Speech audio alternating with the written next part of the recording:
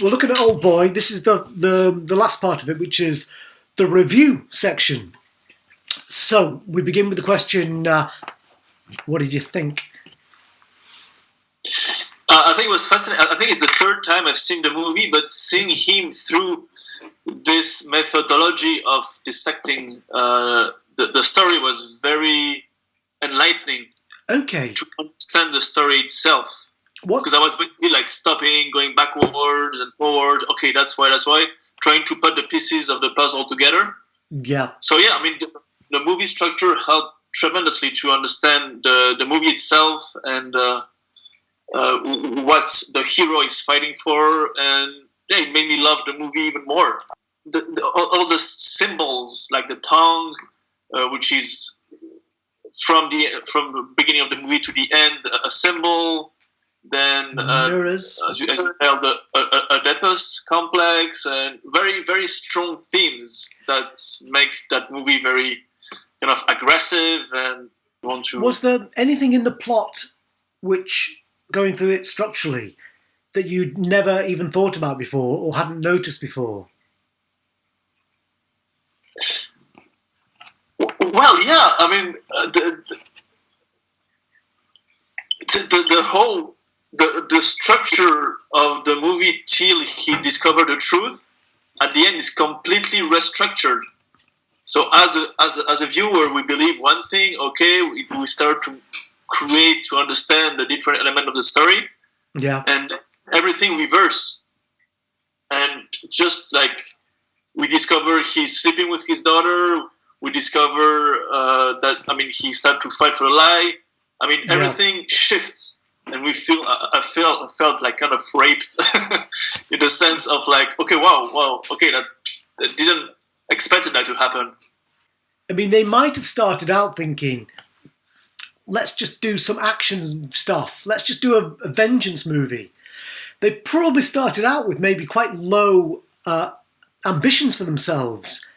And then as they started to write, I think these themes came up, and then they thought, wow, yes, now we've found it. Now we've found, almost like once they'd found the ending, they went back and thought, yes, let's tailor the whole thing towards this shocking denouement. When you're very confident of your ending and your moments of truth, you can then make your film really mysterious and weird. You can be... It's like with acting, if you know you've got this massive explosion thing that you're going to come out with, you can be really laid back and cool for a lot of your performance. There was a sort of playful tone mixed in with it, a kind of wacky, giddy tone mixed in. What did you think of that? I think it was a great, because I understand that like in movies, like the more contradiction, the more opposite forces you have, the more captivating it is to watch the movie. And I think a lot of filmmakers are scared of having moments of silly fun because they don't want to spoil the intensity of their drama. But sometimes you get these kind of French or American thrillers that are very direct. Actually, though, Doberman had lots of wackiness in it. Had elements of this South Korean thing, the French film Doberman. But I almost think there's something very conservative about a lot of American thrillers, and it doesn't want to have that playfulness. And it really, I think it offsets it and gives it a bit of relief. You know, you need that, I think. Maybe you see that playfulness more in American horror films, that they'll do something horrific and yet have something playful. At the beginning, when he's in the police station, he's being so silly and with things and the gift and rolling, and then he eat the octopus like raw, and the octopus was moving on his face, and then he passed out, and you still see one tentacles, and then he cut his tongue, he pull off some teeth, and it's so well done. Like visually, when he pulled off the teeth, it's like, I don't know how they made it, but he really pulled out one teeth. I had to look away.